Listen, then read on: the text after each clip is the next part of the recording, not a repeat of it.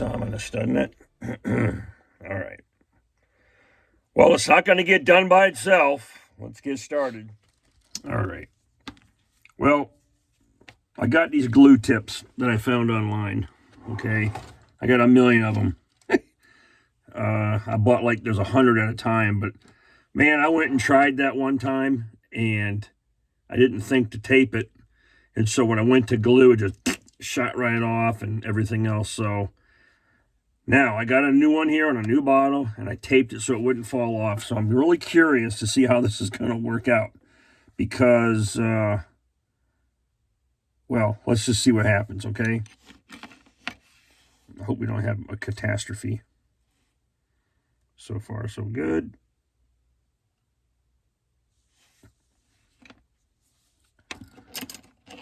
And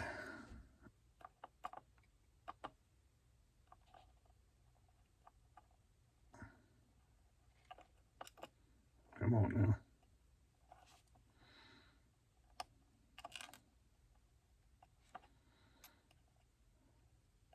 Maybe I just quit messing with it, huh?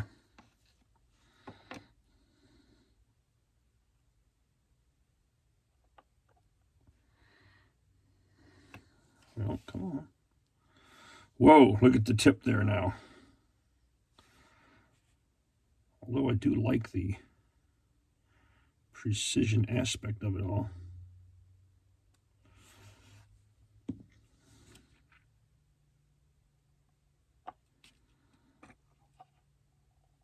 Oh, she's on there, folks. Nice. All right, I'm sold. So, you can see that the stuff is kind of crawling back down. I'm assuming this is going to like plug up eventually and be a problem. Here, let me give it a little squeeze and see if we can get some air. Yep. Okay, well, let's put a little bit of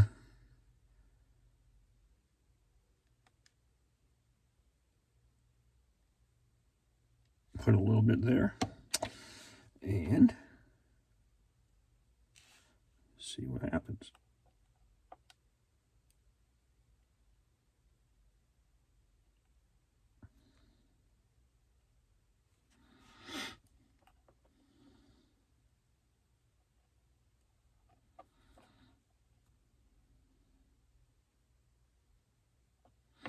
So as I'm working on this,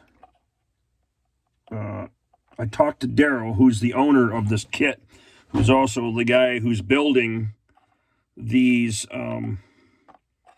Mites, and he's working on one, and I think he's calling it the Mite, because Lida is his wife. Nice lady, makes awesome cookies. I'm just saying. And man, this tip works awesome. Just gotta be careful because it wants to jump out material on you if you're not careful. So I'm digging it, folks. Can you dig it? I can dig it. All right, I don't think this requires me to be too heavy-handed with it. Come on now, get in there. Tappy wappy. There you go. All right, this is the first time I've ever used these tips, and right away, as I was messing with this, it wanted to jump a bubble out. Cool. Man, that was quick. Oh, you see down there? We got us a little overflow. It's one of the reasons why I'm using the thin stuff, too, because you just wipe it away and get rid of it. But I really need the glue to go in there. But see, it's holding, so I'm happy with that. These little guys, you'll notice in here, you see that indentation right there and there. That's where these little dudes are going to live. Okay, so let's go ahead and get those installed. Let me get this Jeep. Let me get this Mite out of the way before I screw it up after working so hard on it.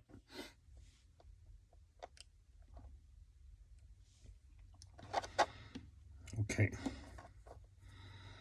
That should be enough to hold it. Yep.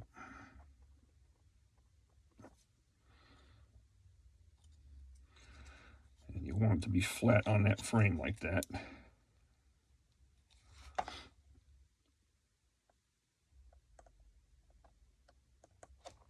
Good, that's already dry.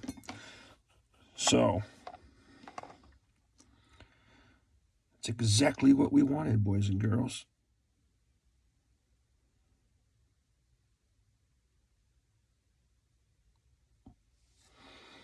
All right, let's see if we can do a little of this without causing too much of a problem.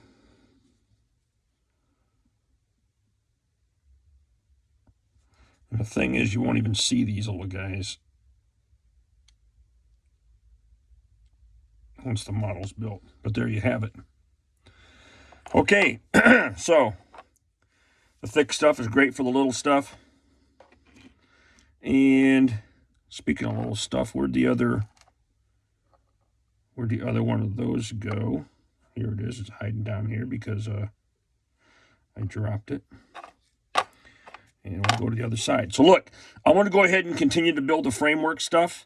And while I'm doing this, we're going to go ahead and roll some video that Daryl sent to us explaining who he is and what he's working on and that kind of stuff. And you might be interested in that. So, and it'll all be, should be related to the Mighty Mite. Hang tight. Daryl and Lida Bensinger here today at D&L Bensinger's. Lida's doing the filming today. We're working on an M422A1 long wheelbase Mighty Mite. This one is for Lida actually, and she's naming it the Lida Mite. Although she kind of thought maybe we'd paint it blue for her, well, we're not. We're painting it military green. As it was originally supposed to be. And you'll see we've got the whole thing pretty well spread out here as we're in the middle of doing. We're actually a little bit more than in the middle. We're probably 3/4 of the way through the restoration. And going to be finishing this up for her. She wants to go in an event in May. Now on a full-scale M422A1. Mike that watches models, as you see, is doing a 1/35th scale model. And the Mighty Mite is already one of the smallest Jeep-type vehicles there are. And I can't really believe what he's doing, because he's using tweezers and all to bend little parts up that we have here. You see the frame and chassis here right now. We've got the gas tank, all suspension in it. He was building some of these bumper covers here. We've got the original model vehicle has lifting shackles, all kind of little supports, and he's using tweezers, to cut these things out and bend them up. And man, I think I'm going to stick with 1-to-1 scales. Brackets like frame brackets that support the vehicle here. Lida will show you one of the little snubbers, the little bracket that sticks out from the frame that holds the rubber snubber on it so that the suspension hits it. He was cutting those out and bending them up, trying to glue those little pieces on the actual frame. I'm lucky they're already welded on. So we just got to sandblast them and paint them and fix them up. But this is what the full scale frame looks like. We have the front assembly on this particular Mighty Mite. The entire body's aluminum. So all this is aluminum, and you've got 24-volt headlights like usual. We've got an air thing for the air-cooled engine, an air inlet screen. The Mighty Mite was designed to be air mobile, air lifted by helicopter. So the bumper has lifting hooks on the outside end for lifting the vehicle vertically, and it has towing hooks that are right on the frame if you're going to tow it forward. You can't use them backwards. If you try to lift by the towing hooks, you're going to damage the bumper, and particularly if you try to tow by lifting hooks, you're going to bend the bumper right here. So even though that bumper's got a reinforcement there, it's still a very lightweight vehicle. The entire vehicle was designed to be airlifted and was designed to be, under 2,400 pounds. So it ended up being only like 1,500 pounds for the original prototypes. They then started beefing them up, making them heavier later on, but they still are a completely lightweight vehicle. So now we're going to take a look at some of the unique features of the Mighty Mite design. The Mighty Mite has a differential with inboard brakes, live axles. Again, you'll see the gas tank here. One kind of unusual, unique feature, they actually allowed the pintle hook to remove this pin and fold it up inside, in between the gas tank. For what reason they wanted to fold the pintle hook up, I don't know. But it's a feature I've never seen on any other vehicle. The suspension, we've got suspension hangers on independent rear arms. You've got a reverse elliptical leaf spring that are mounted here in the front. The exhaust system is running up through here to the engine up front. Again, you've got inboard mounted brakes and independent front suspensions, and that's how the frame and running gear of the Mighty Mite is designed. It's a little unusual in that you're stopping the axle shaft. So when you come to a stop at a red light, there's a little bit of fallback, a little bit of rollback because of the slop in these joints. It feels a little funny at first because you're not actually stopping the tire on the ground. You're stopping the axle shaft back in here on a differential. Well, I don't know about you, but I thought that was really cool, getting a chance to see the actual 1.1 version of this Mighty Mite that we're working on. Daryl and Lida, they're like legends in the Military Vehicle Preservation Association community. And they have their own shop. They have their own store online called DL Bensinger. And if you're into rebuilding old World War II Jeeps, the different CJ variants of the civilian vehicles, M151, M422s, I mean, the trailers, the M100s, I mean, go look at the website and you'll see the entire list of things that they sell. He also has some project vehicles on there that he sells from time to time, so it's interesting to go to that and check it out. I think I got a wild eyebrow. But anyhow, real nice people. In fact, I bought my very first windshield frame from them years ago when I had a civilian CJ2A, and I really wanted an MB windshield to put on it instead of what was already on the vehicle. And so I bought it from them, and I drove out to Narvana and picked it up. And that is when Lida gave me a sampling of her mother beautiful, delicious cookies. Oh, yeah. That was a treat in itself. So, yeah, I made out like a fat rat and got me some cookies. Yeah. But I got to do the keto diet right now because I'm chubs, you know what I mean? In the previous video, well, you can see here I got a lot more of the frame pieces on. That's a shock mount. These are the rubber bumper thing I told you about, being careful, body supports, the rear bumpers, the supports that go to the frame here. But these little guys right here, these bumpers I told you about, is item number 9 on the sprue. I don't know if you can see that in the video, but it's these little cone-shaped dudes. And when you're done with everything, they'll be painted black because they're rubber. Those are the guys that they like to find the carpet monster or they get launched into Bolivian. So you got to be careful when you cut these off and glue them. So I learned my mistake on this one. We're going to take our time on this one.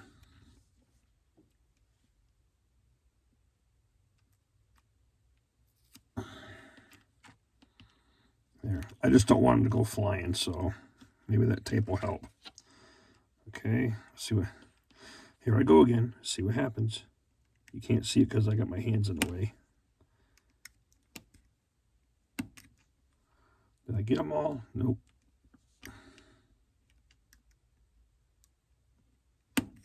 There we go. All right, moment of truth. Do I have them all? Yes. Hey, we all just learned a trick.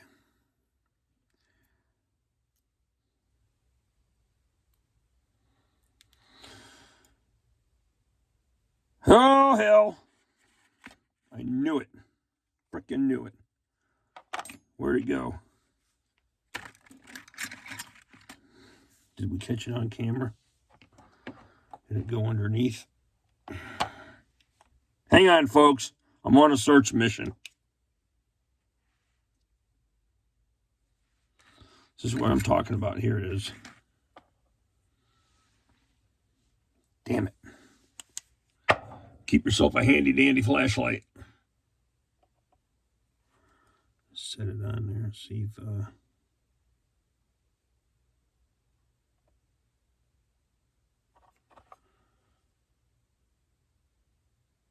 Ugh, you're so close. You're so close, man. I have to tell you, these were the hardest things to do. That's close. All right. Now, hopefully this doesn't take off and launch.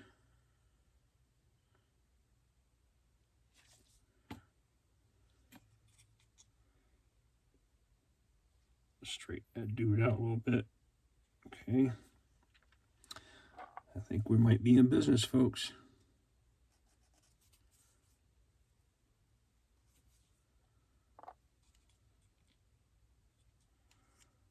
All right. Let that dry. Let that sit and dry for a minute.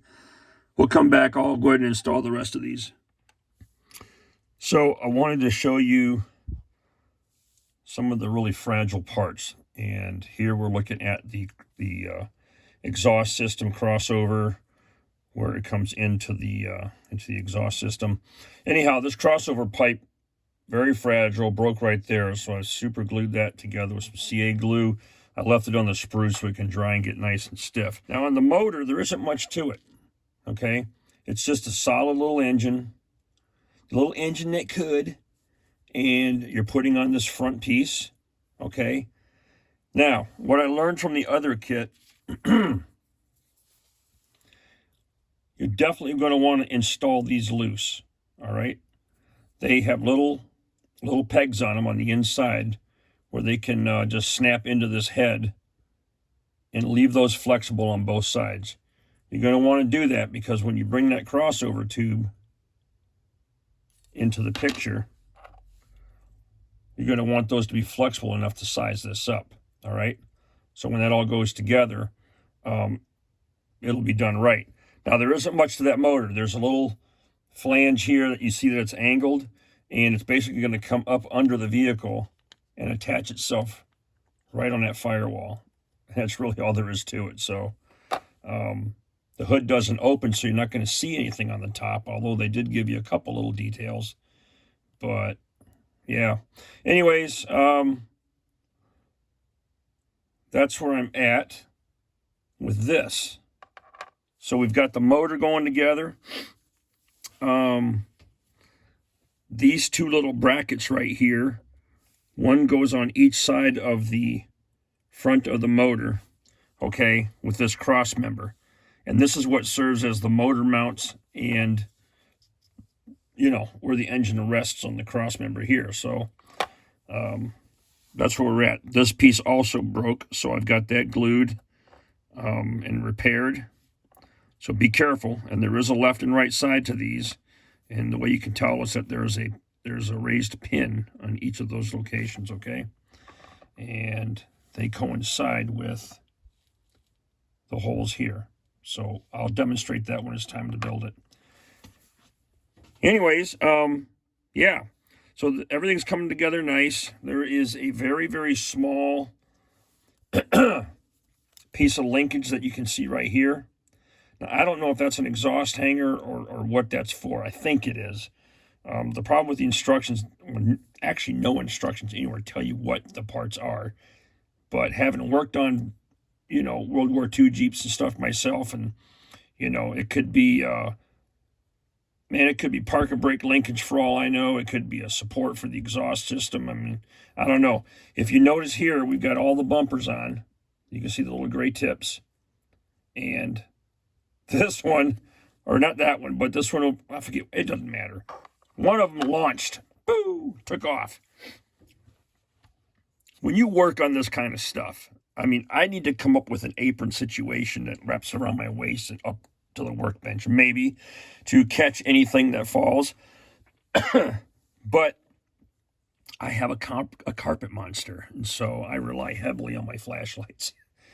This one I got at the, I think it was called the Ammo Warehouse or Ammo Depot or something in Pigeon Forge. And this is a great little one here. It looks like a bullet. This one my neighbor gave me. It's a work light. He paid $9 for it. It's rechargeable. Okay. Dim. And then you have the tip. So this is invaluable, dude and dudettes. When you drop something and you're blind like I am, you need some good lighting. So yeah, make sure you have a little lighting on your workbench. So what did we get accomplished today? Today we got the drive shafts in, the front and rear differentials, the motor set in place, the exhaust system is in, and now you're going to have to do some fit and finish trim work on the drive shafts because they're too long. So you're going to have to, take part of this transmission housing, transfer case, whatever, and shave this surface back a little bit just because of the length of this. The exhaust system's very fragile. Take your time. You're going to snap apart, I guarantee it. Just get it back together. And as I mentioned before, the exhaust pipes coming off those heads right in here, leave them flexible after you install the motor, because when you set this cross member in, you're going to want to kind of line things up. And you got to be kind of quick about it because the super glue dries quickly, right? In some cases on contact. So yeah, but it turned out pretty good. We'll work on the independent suspension arms, the leaf springs, the shocks, all that stuff. We'll get that stuff on tomorrow at some point in time. And there's also some more photo etch work to do in there. But hey, Daryl and Lyda, thank you so much for the video footage. Really enjoyed incorporating your real world stuff into the model that I'm building for you. And I kind of like the idea of combining what's real and what we got here. Now that's going to be difficult if I build a model on, I don't know, what do I got up there? Some Chinese tank or or something like that. But I got a lot of friends in the military community, in the preservation community, in the let's rebuild them community, in the call it what you may, the MVPA. Okay, they're worldwide, and there's a lot of people that are involved in in vehicle restoration, not just wheeled vehicles, but tanks, amphibious stuff, boats, you name it. So yeah, stay tuned. I hope you enjoyed part 2.